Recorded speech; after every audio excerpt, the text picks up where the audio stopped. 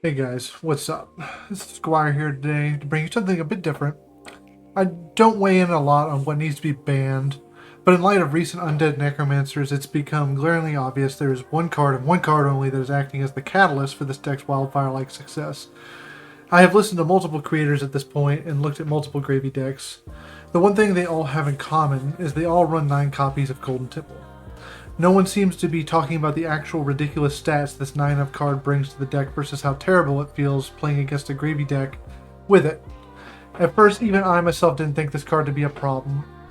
As a player that dabbles in Marlin from time to time, I use all 9 copies and never considered this card to be inherently broken, but alas, it appears another Zen situation has come up, where another deck must pay for the sins of Gravy Bones. September 4th, 2024, James White released the BNR, now known as the book burning amongst Fab enjoyers, that took multiple cards out of rotation for good reason, but 2 cards that got banned come springing back to mind when thinking on the current debacle surrounding Gravy Bones and Golden Tipple. Can you guess the 2?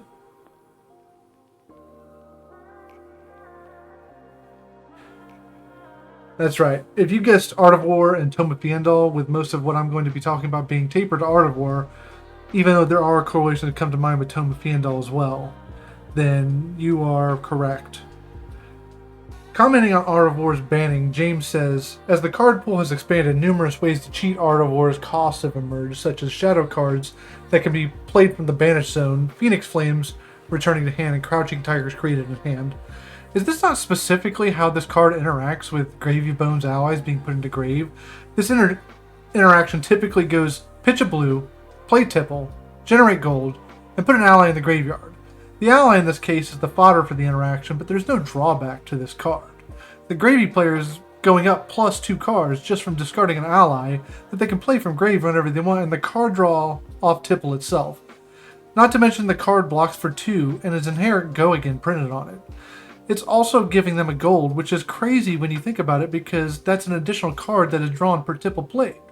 When in reality, looking at Art of War, it gave you 6 additional cards in cases like Lavia, if and only if you line this up with Slithering Shadowpeat every single Art of War, which is highly unlikely, might I add, being a Lavia player myself. It would be putting you up plus 9 cards, counting Slithering Shadowpeat as the extra card in this case. But in most cases, Art of War is typically putting you up plus 6 cards if you played out all 3. To reiterate an earlier point, like talking about Tome of Fiendal, it doesn't even have inherent go again on the card. You have to figure out a way to cheat out action points, as White states in his article. Golden Tipple, you don't need to cheat action points. It has go again printed on the card. Being as if that's not enough, let's look at the total stats this card brings to the deck. So if you're running all 9, red, yellow, and blue, you're guaranteed 9 gold over the course of the game. That is 9 cards drawn off the card itself every time you play it, and you discard a yellow to pay for the cost. 18 card draws guaranteed between gravy ability and just popping gold itself. 18 chip damage over the course of the game. On top of that, this card blocks for 2. Even Art of War had a drawback, being a non-block. Using Art of War defensively was always a major feels bad, but you don't even have to do that with this because the card blocks too. So if you needed to block with it, even though it blocks 2, that's better than what Art of War was bringing to the table. The choice for which card from Gravy needs to be banned is obvious at this point.